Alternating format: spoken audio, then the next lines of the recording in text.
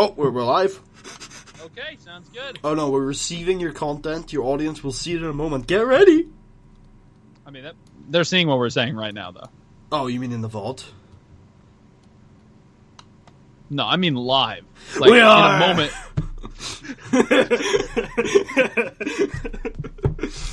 Did I just say I mean live, and then you said we are? Hello everyone, my name is Puddy, and welcome back for the 46th annual edition of the Sunday Podcast. This one is entitled Puddcast Harder. Welcome back to another episode. I am joined, as always, by the insatiable, indestructible, inqueefable. His name is Marshall the Irons Peterson. Welcome back. Thank you for having me, Puddy. It's always good to be on the show. How are you feeling this afternoon? I am feeling I'm in a great mood. I recently had my computer hard drive break down for the second time in this hard drive's life. Mm-hmm. And how did that make how did that make you feel? Oh, furious. There's nothing there are a few things in this world that can get me as like there are two types of anger, right? There's sort of more complex. There's anger where you want to say that everyone is doomed, and then there's anger where there's anger where it's more complex, more intellectual, right? Like, how could that person think that way, you know? And then there is primal anger, and nothing gets me more primally angry than a computer part breaking down. Oh man, I just want to like smash my fist into the wall. I hate it. So I was very angry, to answer your question, Puddy. And was there any time in the past that you felt anger on a similar level? The last time my hard drive burnt out, and also so do you just think generally you have psychological issues with hard drives? I think I'd like to say they have issues with me because they obviously keep picking me as a target. I see. Victimization. All right then. So, how else has your week been going, Mashy? After the bomb. What happened after the bomb? So what I was saying is I'm feeling great right now because after I fixed the hard drive and formatted it, so fix is one word, wiping its brain clean is another. I feel like if someone went crazy and you gave them a frontal lobotomy, it'd be insensitive to say you fixed them. but possibly accurate. Yeah. But anyway, I formatted the hard drive and now things that weren't working before on my computer are my video editor. I just rendered a fresh render, and I haven't used it to the point where I, can say 100% sure. But I'm 80-90% sure that my video editing software is working better now than it was before, which is always great.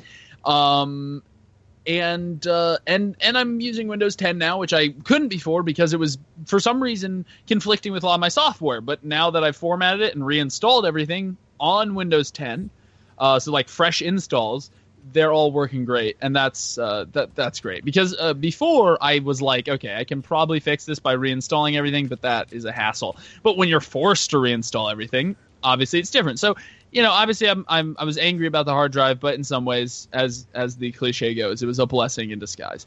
But yeah, besides that, Doom came out 2 days after my birthday. Oh, I had my birthday, May 11th. That was fun. Had a good time. Before that, I came from Disney World. And then Doom came out 2 days later. I got Witcher 3 for my birthday. I got Communist Manifesto. I'm doing great. So it's slow the heck down. There's so many topics there. All right. I know, right? I'm giving you plenty of options to work with. You're the interviewer. I'm just giving you Mickey Mouse, the good old Disney World. So I'm currently editing a big pile of. It's not that big. A small pile of logs and in the digital realm. How big is size really?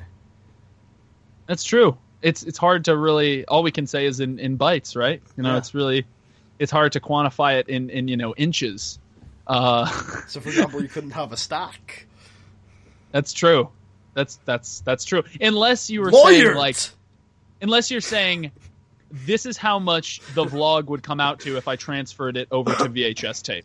But then doesn't it depend on the capacity of each VHS tape? Aren't they standard? Are they different? I'm not too sure. Oh yeah, I always thought of VHS as one of those like really well standardized forms of media, but who knows? So Disney World, lots of fun. I spent 3 days in the parks and 4 days in Orlando in general. And I gotta say, the parks. I have been there. You have? Yeah. Good. Twice, you've been to Disney World or just Orlando? Disney World. Cool. And I always think of Florida as such like a hellish place, because they just have a lot of backward laws and sort of things like that. But and also they were responsible for, George Bush being elected. But I always when I go to Disney World, it's like wow, this is a magical place. I don't know what I was thinking, because it is really fun. It's Disney World's fantastic. It brings out the child in me. Like I usually you know me, I swear like a sailor. I am cynical. I hate capitalism, and then I enter Disney World and I'm like a 4-year-old, just slate wiped clean. I couldn't say a swear word if you like asked me to. Like literally, I think my sister said something and I was like potty mouth. I think I said that. Wow. and I was like because we're surrounded. You're surrounded. It's not just that you feel childlike. You're also surrounded by children, so it's kind of awkward, Yeah. If you were to start Definitely. swearing, some people don't care about that, and if you don't, that's whatever. It's not like you're doing the worst thing to these kids, but it does feel awkward swearing around children for me. You might be like that too, Putty. What do you think about that? I don't. In my daily life, I don't actually interact with a ton of children, so it's actually hard to tell. I guess I'm actually. Do you never do you ever feel like there's children around, like in a there grocery actually store or hasn't. anything? Like that's the thing, because I'm on a university campus, so yeah, it's been like a year almost since I've seen children. So, Well, do you remember your life before you entered? I'm generally not that like foul mouthed. I have to say, like I have a problem when people restrict people, but I generally don't say a ton of things. So I guess I do not say taboo words about children, but it's I guess my question is, if you heard if there were a bunch of kids around and you heard like an adult just swearing their mouth off, I wouldn't. It wouldn't make you feel awkward. It wouldn't make me feel awkward, and I would feel worse about someone trying to tell them not to. I'll say that much. That would actually get on my nerves. Yeah, it makes I don't know. Makes me feel a little bit awkward, but that's fair. Anyway, it might be just different upbringings. I had a really great time, and the rides. My favorite ride, Splash Mountain. It's a classic, and I think one of the reasons I like it, when I first went on, when I was really little. Do they still have that wooden roller coaster? What is it called? Oh, it's a G, I think. I didn't go on a wooden roller coaster, but I didn't go on all of them. So maybe they have it. I don't know. The Disney World is pretty sharp as far as technology. Yeah, because I went in like 2005. So it's like, yeah, it's probably gone now. They have a lot of really cool, as far as they have shit that I didn't even know that scientific laboratories had access to. like at one point I went on the Haunted Mansion ride, and they legitimately had the equivalent to holograms on that ride. So it's pretty cool as far as what they have at their disposal. But I love Splash Mountain because when I went on and was little, I thought the characters singing to you as you go up are fun and cute, and they sing a good song, and it's kind of scary at times, and that's why I like the ride. Now I like the ride because it is disturbing. The characters, what they're singing about, the themes, the sort of the little hidden messages and hidden characters as you go through the ride. It's kind of disturbing. And how it's the story of this wolf trying to kill a rabbit and eat it, and oh man, it's very storybook, it's very German story, why is it gotta fairy be German? tale? Because all the fucked up fairy tales are German. Sorry, Germans. Anyway, but Wow. it feels really fucked up as you're going through it, and then you fall off a cliff, and it's lots of fun. So that's my favorite one in a sort of like disturbing way. I also really like they have a new Seven Dwarves ride, which is really good because as you're going up, you get to at your loudest scream hi ho, and feel no shame doing it because the dwarves are doing it with you. Other than that, I don't know. There weren't as many people I got to. All the lines for like they have characters that you can meet, and get have them sign your stuff. There weren't as many shorter lines this time. Like all the characters they had ridiculous long lines. So the only two characters I got to meet were Tarzan and Pocahontas, because they had way short lines. Apparently the kids nowadays aren't as up with those two characters. But I loved meeting Pocahontas. She was really cool. And Tarzan was a little awkward. I think it was his first day, back out of the jungle, you might say. He seemed a little, a little nervous, but I walked him through it. Besides that, do you have any questions about Disney World? It's been a while since you've been there. No, not too particularly. No. No. It's certainly not something that enters my thought process too often. I wonder what Disney World is up to these days. I will say this: I went there with older people. We'll say that because I went there with my family, and I'm the second youngest out of the people that went. And all the people that were older than me weren't just like a year older than me. They were significantly older than me. 6, 7, 10, 20 years older than me. So how did this trip come about? How did it come about? That's a good question. My cousin had an internship in Disney, and so we decided to visit her there. Okay. And so that's how it came about. That makes sense. And that's actually the same reason I visited there last time, because my sister had an internship in Disney. So both... what does an internship in Disney comprise? It's basically just you work there as a slave for months. No, what do you actually do? I'm So I'm not exactly an expert, but I'm pretty sure most colleges in the U.S. have access to the program, and in other countries I think have it too. And you can basically once you get accepted for it, they ask you. They have an interview process to see what they think you'll be best for, and then they assign you to one of the many resorts or parks. So you could work anywhere in Disney World. You could work in the Animal Kingdom. You could work in one of the resorts. You could work in a water park, wherever.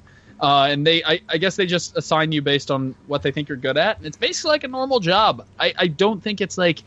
honestly, it's one of those internships where, like, I think a lot of internships you're getting really valuable work experience. I think with the Disney experience, you're basically just there because they let you. I think it's not so much the valuable work experience. The reason you're there is because it's in Disney, right? So that's all I really know about the internship process, though. I don't know a lot more than that. Are you Googling it right now? No, I'm typing. Sorry if that's really loud. No, that's fine. It's fine. I know, with all these wrestling group chats, I'm juggling so much. Just ignore them while we're doing a podcast. Now you're the professional. Oh. Actually, you've always been the professional. I don't know. Yeah, I don't know what you're talking about, buddy. Then again, I don't know. I was about to say, I've been more consistent this year, but then, there's not really much pride in pumping out bullshit for the last, year. Hey. I say if you're having fun doing it, then that's which I great. Certainly am. Yeah. I mean, it's that's the thing. That's why we have YouTube channels. It sounded so sad. Then I was wondering where you were going. That's the thing. At the end of the day, we can I can try to hold my YouTube channel to some level of standard, but at the end of the day, the reason I'm here is because I enjoy doing it, and for you know what I mean. Yeah. Anyway, but you're like, I don't know what you mean, but no, I'm not doing this for any enjoyment. I just want to make that sweet £5 a month. Yeah, well, no. Obviously, neither of us at our level are doing it for the money, but I also mean, I try to convince myself sometimes that another reason I'm doing it is because I want to create the best videos, which is ridiculous. You mean compared to other people, right? Because I certainly have that attitude that I want to create the best videos that I can, and I don't think that's a negative. Oh yeah, I want to make the best videos I can, but sometimes I'm like, I want to make the best Let's Plays.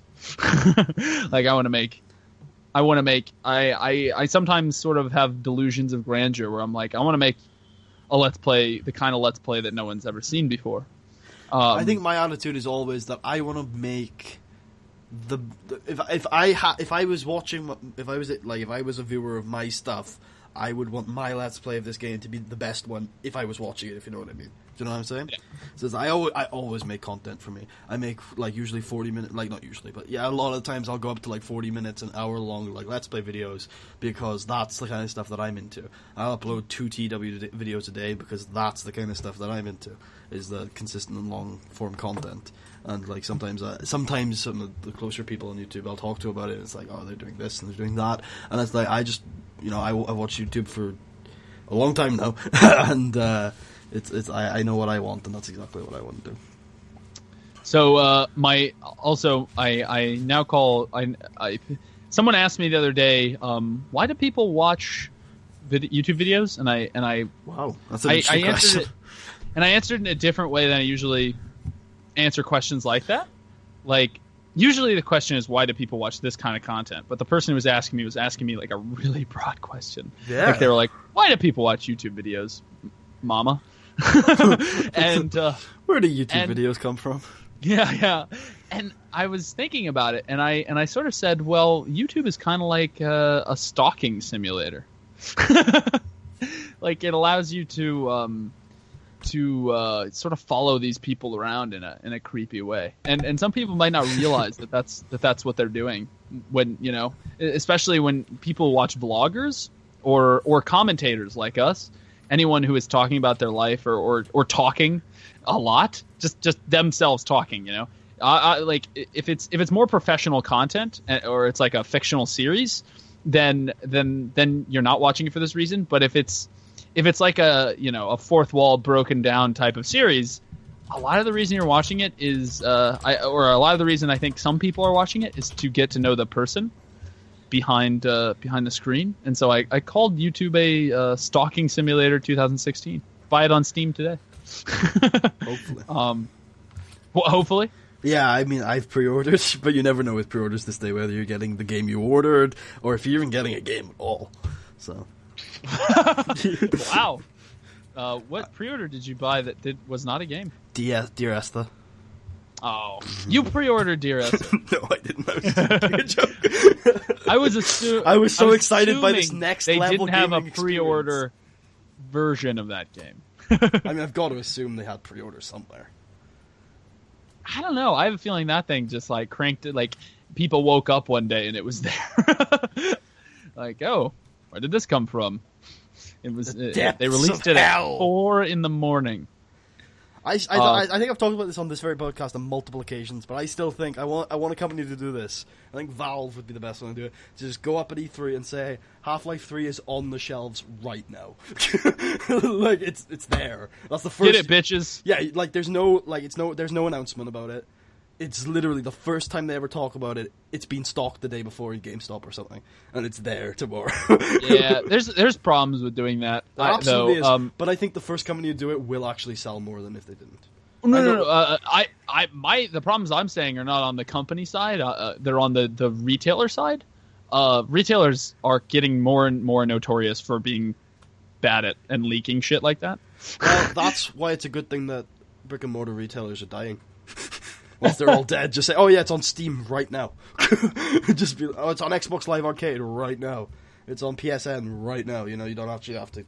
Because I'm sure there'll come a time soon, maybe like 20 years from now, probably less, where physical copies of the games are just not going to exist. You are probably right. Or if there are physical copies, it'll be like Amazon's warehouse-based sellers or something. Because I think brick and mortar. Oh yeah, no, definitely. Here's the thing. I think game stores still can be a thing, but I think they have to be very culture-esque. I say very culture-esque and very broad. Like for example, the other day I was like, if I was going to open a game store, it would not just be video games. It would, and it wouldn't just be a store. Like to get people to come to space. Exactly. To get people to come to a brick and mortar establishment nowadays, you have to have a reason for them to come. People don't go to GameStop anymore. Like a Yuki's Grandpa-esque game shop. Exactly. Yeah, like there's an old man behind the counter saying weird things, and he's got a blue eyes white dragon. He's got a and he shows you into the back. No, but genuinely, and there's a space in the place where people are playing games. There might be some people playing cards. There might be some people playing a tabletop RPG. In the back, there's 5 computers hooked up over LAN, and they're playing video games. I think that type of thing, it brings people back, and then when they're in the store, you're hoping they buy something. Yeah, you know. Yeah. Well, they would, especially like card games. And honestly, and you could say like, hey, you guys enjoy hanging out here and playing with strangers and using this space. Please support us instead of Amazon when you buy these things. I'll say this, in an environment you cultivate like that, I'm not even sure you need to push.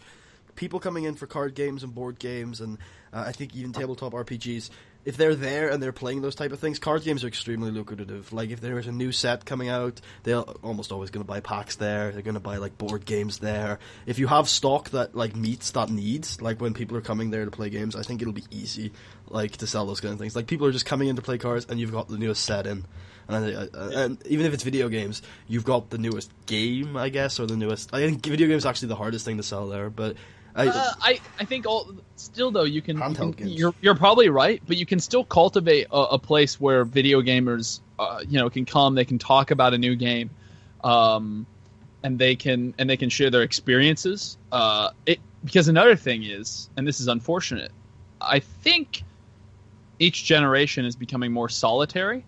Or I don't want to say solitary like on purpose. They're not trying to be, but I think like people are drifting away from each other in the physical world, and it helps to have a place where people can reconnect, with other people.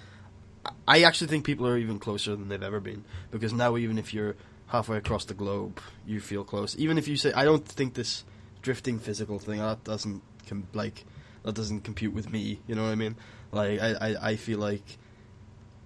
I just feel like people are closer now than they've ever been. No, I mean, as someone who talks to more people on the internet than people in real life, I agree. I'm the same. Yeah. But I still do think, I don't know, I would argue that it is a different experience to connect with people in person.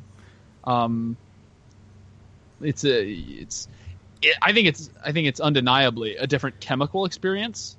Like just on a more like primal level, meeting someone in person and smelling them and all that. That sounds creepy. It does. Like you're gonna jump at the next person you meet and like sniff them in a private place. Yeah. You're like, hello. And they're like, oh God, what is wrong with you? And I'm like, we haven't introduced each other. We're mammals. Look, we're all mammals here. Yeah. Look. So Doom. But yeah, I think the goal is Putty and I are going to open up an old Yugimoto grandpa shop. I tell you what, man, if we ever have the capital and you want to pick somewhere out in Canada or New Zealand, I will totally... Why those? Oh, I remember that. Yeah, if you want good weather, you should live in New Zealand. If you want good internet, you should live in Canada, and those are the best places in the world to live. I feel like you're excluding a lot of places that might have good weather and good internet because their governments are the best. Oh, yeah. Yeah. Okay. I was gonna say, I'm like, you really think highly of New Zealand's weather? No, it's just that like I think those are the top two, and one of them has better internet, and the other one has better weather than the other, in my opinion. So that's why I always say that's what distinguishes between the two. And it's not even that New Zealand has bad internet, it's just that all of the hubs in the world are very far away from it, as opposed to Canada, where they're right below. Unfortunately, yeah. Oceania does usually get shafted, the short end of the stick when it comes to that. Almost always, I would say. Yeah, it's rough. But unless it's a special circumstance where it's like an Australian company, and even then sometimes they'll be like, fuck you guys. I also think there are some infrastructure problems with the internet over there. But really? Yeah, I mean, it is a big desert in between their cities. Yeah, so I think there is some sort of, but I think it's mainly the hub thing. But I do think there are some infrastructure problems over there. So, so Doom, you brought that up. Yeah, Doom, Supreme Doom. Whoa! Someone is excited. I like Doom. I want to bring it on all my enemies. It has been pretty good so far. So the way they've sort of marketed it, and I think it's a fair. A fair assessment of the game in their marketing is to divide the game into 3 parts. And that's what they've done roughly up until now, and I would agree with them that the 3 parts are the multiplayer, the campaign, and Snap Map. Which Snap Map, in case you don't know, it's like a modding tool that generally, so far what I can see, adds up to a lot of co-op sort of games and co-op maps, which look really cool. And it's always good for a game to have co-op, I think, even if it's. And what's nice about Snap Map is I think you and I have had this conversation before where I think I think we've complained about game companies that maybe spend resources on co-op game modes when they shouldn't be. And the nice thing about Snap Map is it's the players that are putting the resources into making the co-op. You know, I haven't played around with what would you say? Sorry, I didn't miss you. Little Big Planet. Oh, okay. But yes, my single player experience so far has been fantastic. It's been lots of fun. I'm not entirely actually sure though if it's here's the thing. I say it's fantastic, and if you ask me, Marshall, is it better than Doom 3? I'd say I don't know. Is it better than Wolfenstein New Order? I'd say probably not. So even though it's fantastic, unfortunately, there's a lot of really good single player campaigns that it has to compete with in my mind. And it's good though. I think it comes closer to the original Doom experience than Doom 3 did. Because Doom 3, I've never talked to you about this, Putty, and I don't think you played Doom 3, and I know you didn't play Half-Life. You've talked about that, but Doom 3 to me it came out fairly recently after Half-Life, a few years after Half-Life 1 came out, and to me, Doom 3 was always trying to be Half-Life in Doom. They tried to take a lot of the things that worked with Half-Life and put it into Doom, and it made it a really fun game, if not somewhat copied. And I think the new Doom that just came out did not do any of those things. It is not at all like Half-Life. It's sort of like a fusion of like Halo and the original Doom, I want to say. But the multiplayer so far, I haven't played a lot of it, so I can't really give it a strong review. I did hear some bad reviews about it during the alpha and the beta, the closed beta and the open beta, which I tried it out and I didn't exactly see what they were talking about. To me, the Doom multiplayer is like it's very Halo-esque, which I don't necessarily think is a bad thing. I always thought Halo's multiplayer was fine. Great even. Certain games did really well with that, but I think a lot of people disagree with me on the multiplayer. On Halo? No, okay. On Doom, on the multiplayer being satisfactory. Because Halo is noted for being a not very well liked game. I'm just no, but yeah, there's definitely been some controversy around the multiplayer, which I have not played. I don't know about controversy. I just think criticism. The controversy has been about the review codes thing. Like, I don't think review codes. What's that? They didn't send any review codes out until before release. Interesting. Which, I mean, like, as some connotations doesn't. I don't jump to conclusions. It's a long debate.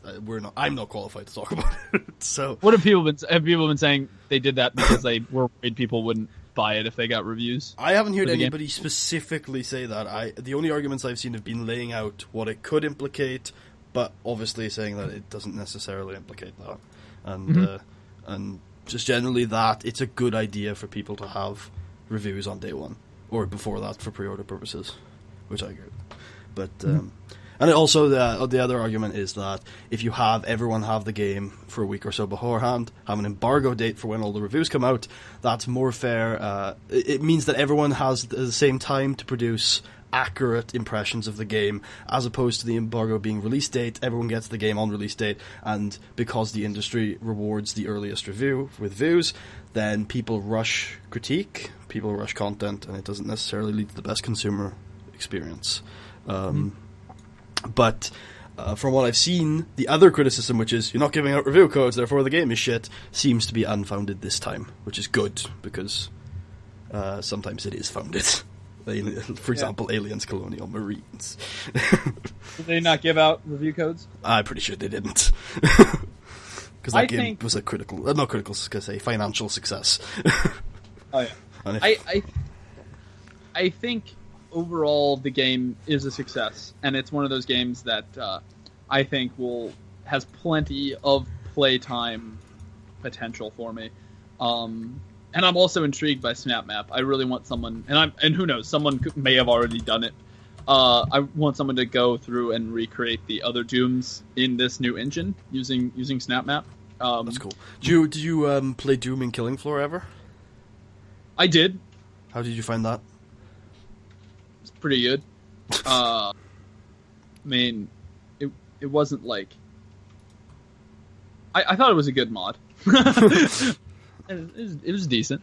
But yeah, overall, Doom is a good game. I'm enjoying it so far. I don't have any major complaints. Like I said, it's one of those things where I don't think the atmosphere or the story is as good as Wolfenstein: The New Order. But they had so much to live up to in that, because the team at Machine Games just did such wonderful work creating a world that I wanted to kill Nazis in, you know? That takes a lot of effort in my experience. Yeah, like, there's not a lot of times where you're going to make me kill Nazis, and I'm like, I have to kill yet another Nazi. You don't have to kill the Nazis. You can try to hug them. But what'll happen if I do so? You'll have to try. At the end of Wolfenstein: The New Order, does one of the brothers of the other Nazis come up and say, "You killed my brother, you bastard," and then call you a horrible, horrible person? No? No. I won't tell you what happens. Someone does call you a horrible person. Well, I'm actually really glad to hear that. Anyway. But, it's not the kind of person that you really take that. Is it Hitler? Criticism. Is it? No, it's not. Unfortunately, Hitler is not in Wolfenstein: The New Order. Which I maybe is a good thing, because portraying Hitler is difficult. Have I told you about my new TW series and what the plot line is in that? Does it have to do with Hitler? It doesn't, but for some reason it reminded me of it. But have I told you? Okay, elaborate.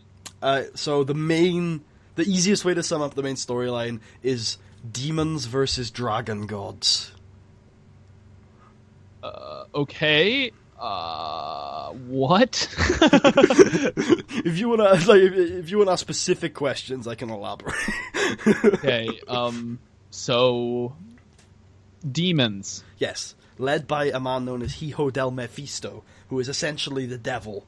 And for anybody watching who hasn't seen the series, I'm going to spoil a little bit here, so I click off.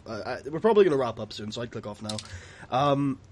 So first of all, there's this guy called Hijo del Mephisto who gathers a bunch of demons around him. About halfway into the first season, his mortal form is murdered. He's not dead, but his mortal form is murdered, so he's no longer able to kind of exist in the mortal plane. So the Grim Reaper comes from hell. Oh, I think I've lost Marshall. I have lost Marshall. Uh-oh. Sorry, I disconnected for a second. Okay, so after the mortal form is gone, from hell comes the Grim Reaper to try and track with his assistant, who is a demon samurai, to hunt down the person who murdered the mortal form of the devil.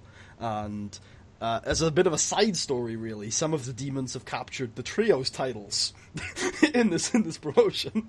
As you do. Yep. And for most of the first half of the season, one of the main characters is sent to hunt down these three demons and take the trios titles off of them. And we don't really know why until about halfway through the season, where the man who's been hunting down the demons, his uncle is taken away, is kidnapped by these assassins who also killed the devil.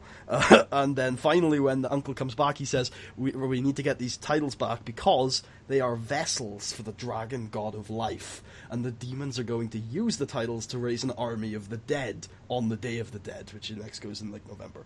Wow.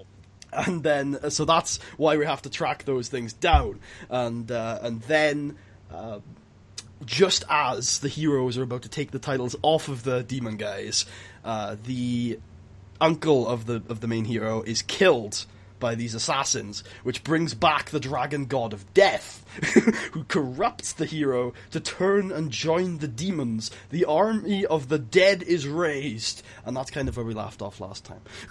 Wow! The complexity of your TW bookings has taken a leap up. I've got to see this. I would recommend checking the series out. It's kind of I enjoy it a lot.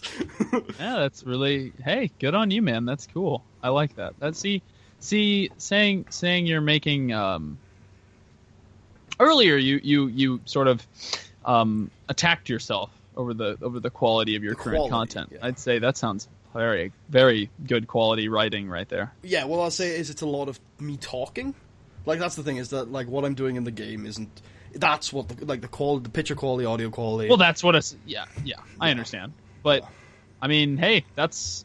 Honestly, that's what most good Let's Plays are built on. It's true. It's true. On talking. So, I think, whether it's the game or you, someone's talking, and that's usually why people are watching the Let's Play. One of the things, because I started the series after we did the whole, the DM Club thing. And I tried, and I don't think I did it perfectly, but I tried to kind of come in with kind of a DM attitude towards it, as I was trying to talk to the viewers and explain what was going on like a DM would. And I was hoping to try and develop some storytelling stuff. And I've made a couple... There are a couple of plot holes I know of, and there's a couple of plot holes I'm sure I'm not aware of. But I enjoyed it. I thought the concept was cool, and it's something fun whenever someone asks about my series. I can tell them that the overarching plot is demons versus dragon gods.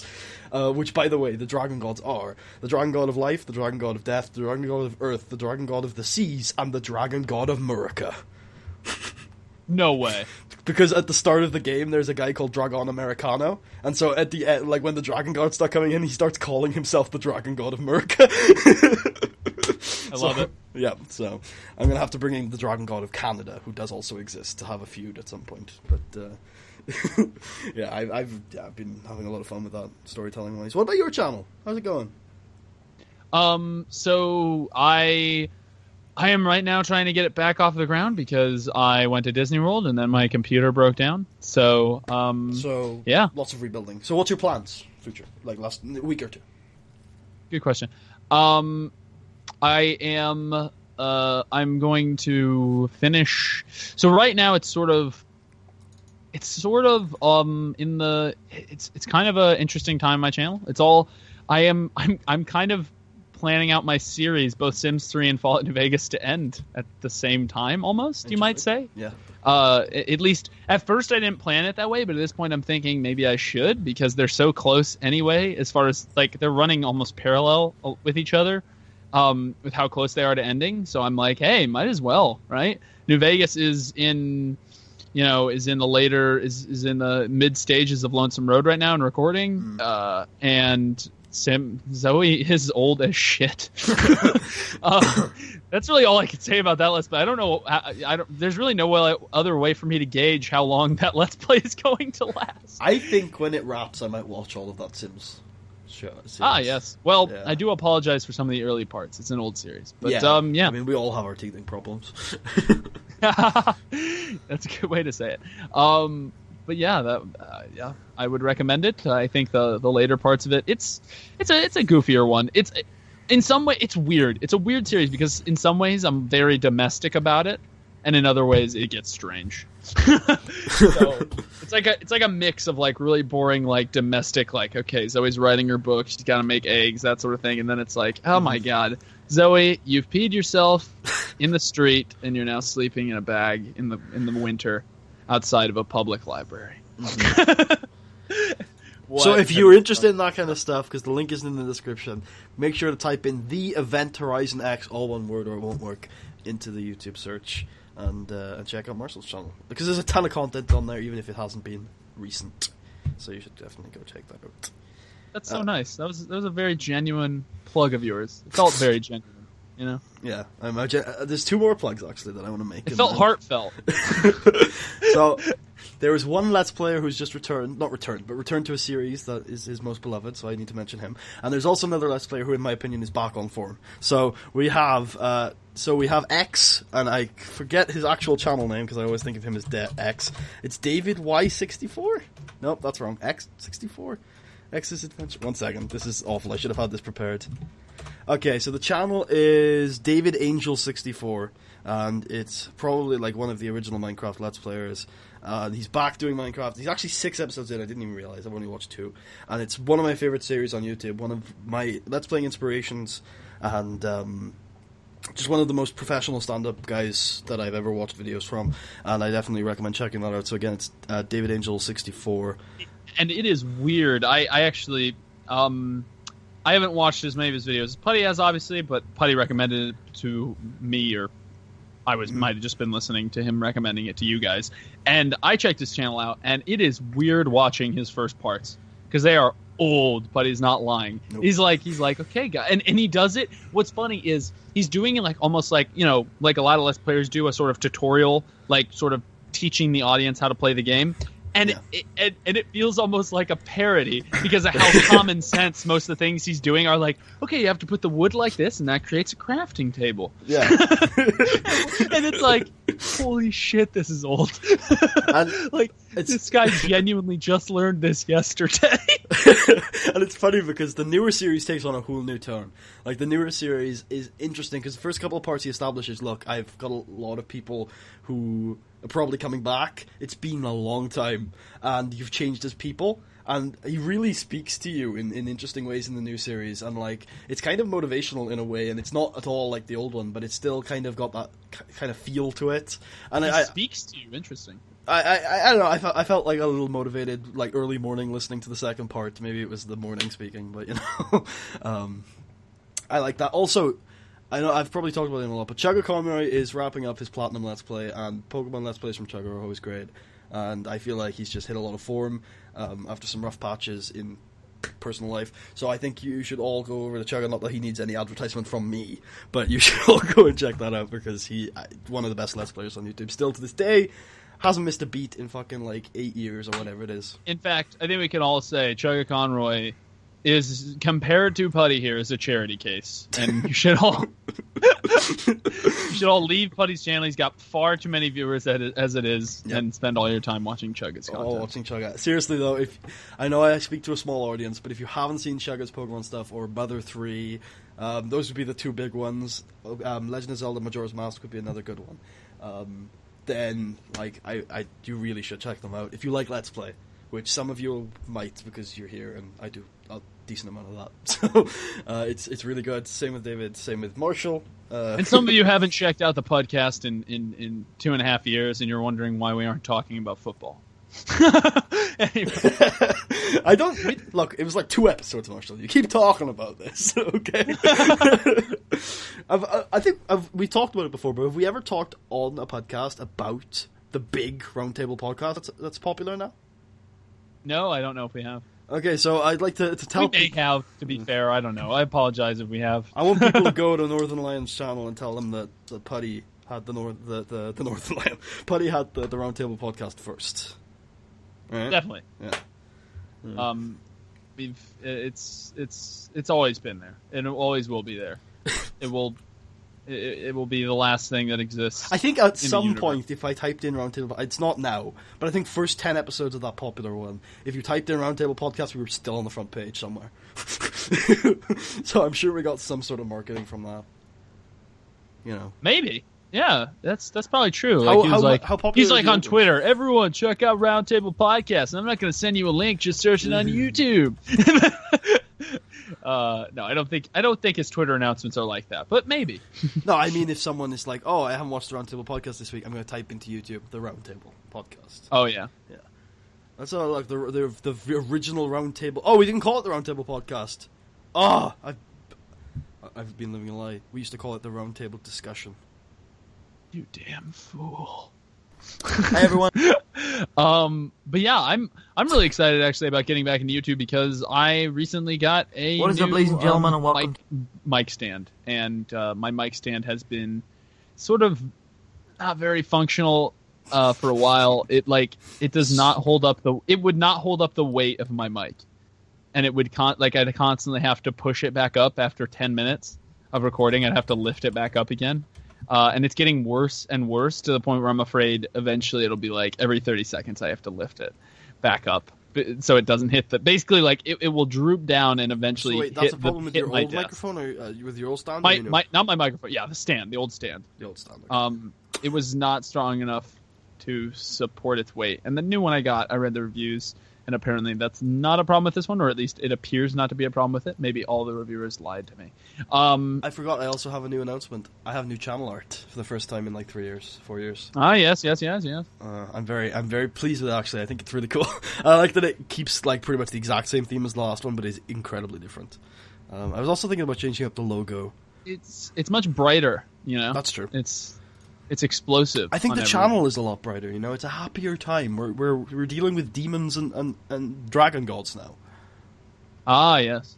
I'm officially, Putty, you know about this, but I'm officially going to be using CinemaScope at the beginning of my videos, I do know about this. What? It was at the beginning of a video I sent you, so I assumed you just noticed that, picked up on it, and logged it in your brain. The fuck is CinemaScope again? I've never told you about it, so I'm just...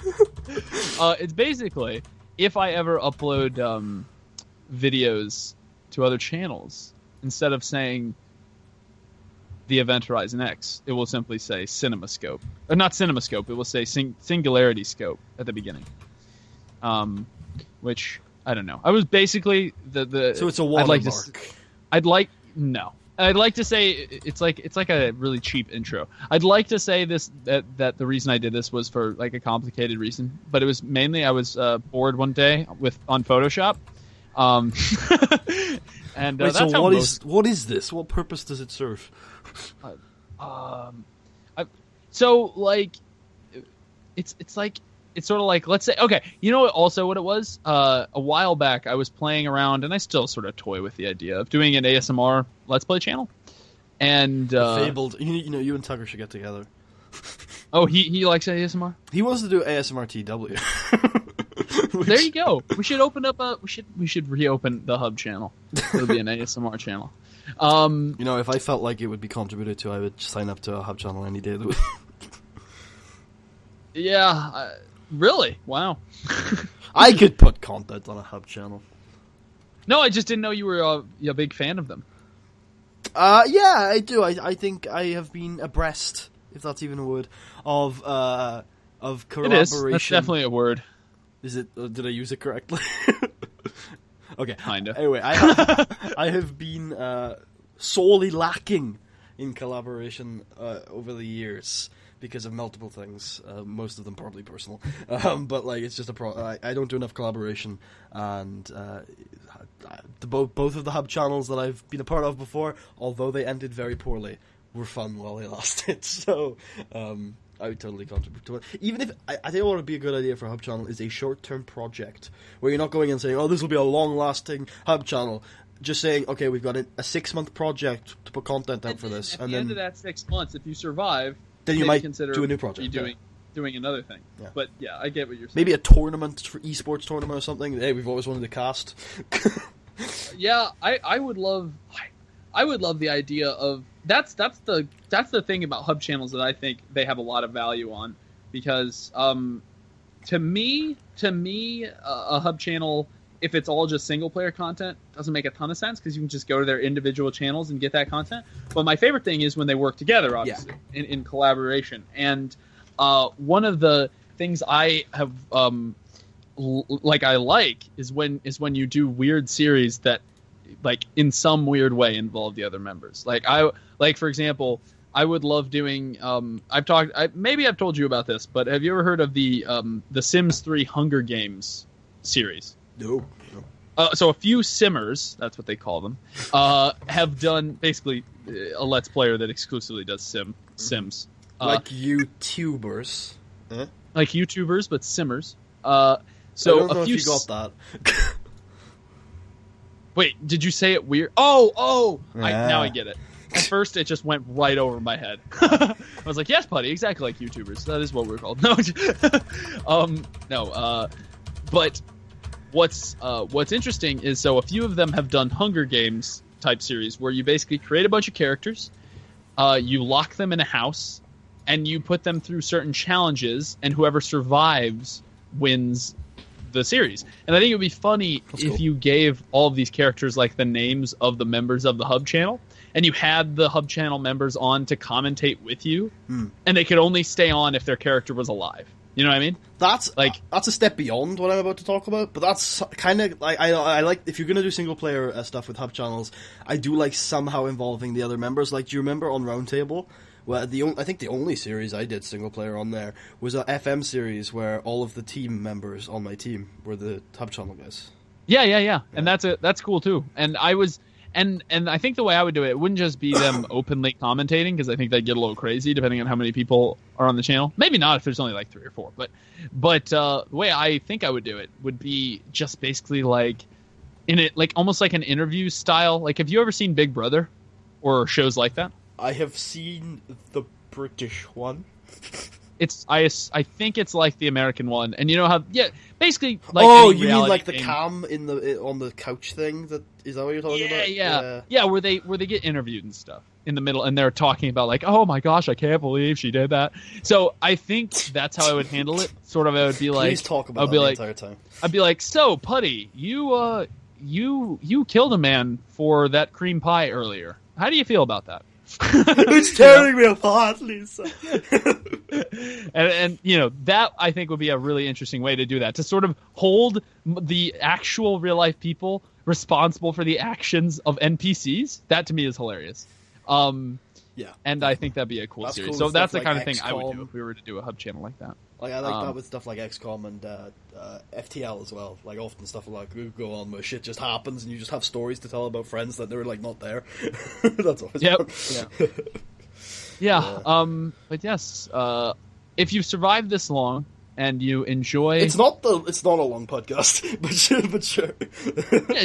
Still, if you survived this long and you enjoy tabletop RPGs, send me a message. Oh, that's all you're going to say? I thought you were going to go into a rant about how, listen, I got Grailbane. It's a thing. No, I think it's cooler if I'm very, golden ticket about it, Well, he's got an RPG called Grail. You can talk about it. Actually, I've gotten so crazy with it that I've come up with all the iterations of it. I think, here's what I'll say about, to anyone who's watching live or on the VOD. If you like... It's shit. No. If you like tabletop RPGs, or even I think almost anyone watching this is actually going to enjoy it. Because I think a lot of people enjoy tabletop RPGs. And they might not even know it. Yeah, absolutely. I think it's just one of those things where people come into it thinking they have to have a certain skill set to play them. It's just, you just gotta play, you just gotta be... Oh, no. You just gotta talk. You just gotta... People from all... And you don't even need to be that good at talking. Like, some people who play tabletops are not what I would call people persons. In fact, some of the people who like some of my friends who play way more tabletop games than I ever have are less people persons than me. They're worse at talking. What I'd say is you just need to if you can't understand the character, at least be comfortable playing yourself. And as long as you understand what you're playing, then it's very easy. Exactly. Like, I have a person on my thing who is playing him. They are playing themselves. Their character has named them. They're pretty much playing a wizard version of themselves. Well, you didn't have to put wizard there. It's basically themselves. God. Well, I say that because I think I made fun of them because they were like, I was like, okay, so your character has your name, your character looks like you, like, what's with this dude? And he's like, oh, well, I'm making the character myself. And I'm like, well, are you a wizard in real life? He's like, shh, yes, shh. Yes.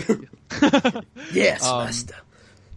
But yes, but I've gotten to the point where I have come up with all the iterations for the game. So you know how like Warhammer has different, like 40K sort of yeah exactly, as iterations. I've now come up with many iterations that if for example, if I were to say like, hey, let's put together a group and we'll do this, and I would ask the group, now, what iteration? Grailbane Darkest Timeline.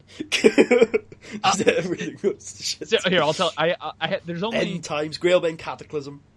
There's only 7 of them. Wow, that's not only. There's a lot. So we have Grailbane, the original, which is in the year 347, and it's your regular fantasy medieval time sort of thing. Then there's Grailbane Primeval, which is in the year -3000. Oh, God. So like sort of 3000 BC, you might say, and it's basically dealing with like tribes, spears, hunting, that sort of thing. Very, very primeval sort of role playing. Then there's Grailbane Imperium, which is my own version of like the Roman Empire in an RPG. Then there's Grailbane Darkstorm, which is sort of like the Dark Age, Viking era sort of shit. Then there's Grailbane Aquatica, the Renaissance period, you might say.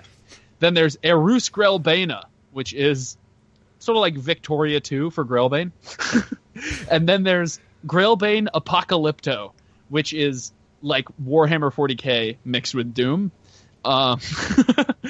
So those are all the iterations we have so far. It's pretty cool. So play today.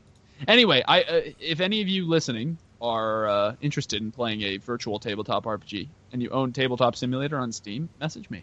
And even if you don't message me, because I will eventually be moving it over onto Roll20.net, which I really like now. Are you moving it? Like, are you saying that it'll be available on both, or that you're moving it over entirely? Well, I'm probably going to be moving it over entirely because Roll20, as far as like rolls and initiative and a lot of things like that, it just works better. It's easier to use. I'm glad I introduced you to it.